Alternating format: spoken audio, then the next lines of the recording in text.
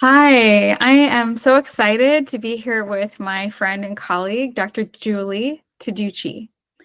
She is a renowned hematology oncologist specializing in breast cancer, and she's dedicated to improving the quality of life for women through hormone restoration therapy. Based in Santa Barbara, and she has been a principal investigator for clinical studies on physiologic restoration. She's also the co-author of Sex, Lies, and Menopause. She has really been pioneering estrogen post breast cancer treatment and focusing on personalized solutions for hormone balance and vitality. Julie, thank you so much for being with me today. Thank you, Carly. I appreciate you asking me to be here. So I have two questions for you that I imagine all of our listeners are excited to hear your answers on. What are the most common questions you receive from new patients regarding menopause?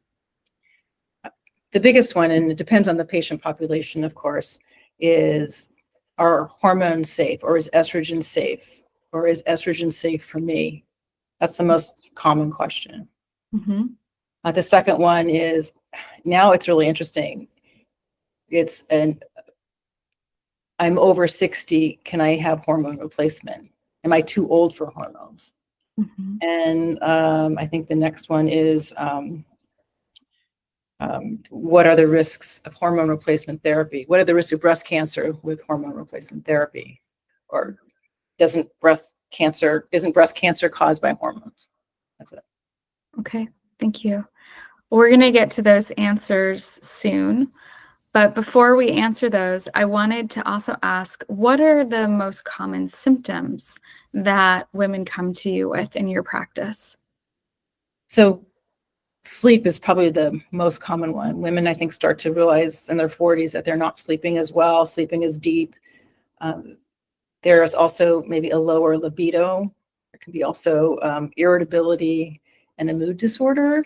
And then really, I think another significant one is decreased energy.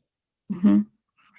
And this is all happening because of the fluctuation of their sex hormones and/or thyroid hormone. Yeah. Correct. A lot of changes that are happening over this period of time. Mm-hmm. And in your experience, what is the length that someone could be in this menopause transition? The transition from, okay, so first of all, menopause is defined as 12 months without having a period. Okay. So women can start to lose their hormonal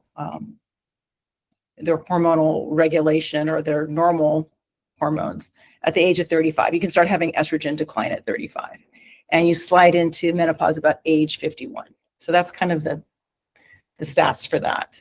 Mm-hmm. There are people who have absolutely no symptoms of menopause, perimenopause into menopause. They slide right in and they feel fine. And that's like 20%. There's another 20% who are so miserable, it's like they're ready to jump off a cliff because everything is just dysregulated. That's me. and I'm so sorry, but it's just incredible how affected women are from the hormonal dysregulation. And then of course there's the middle part, the 60% who are all over the map. But you can have symptoms of perimenopause, in your early 40s, and still have them when you're 80. Even though you're in menopause, you still have the symptoms. Thank you. So stay tuned for the longer interview, and we're going to be addressing all those answers and even more. Thank you, Julie. Thank you.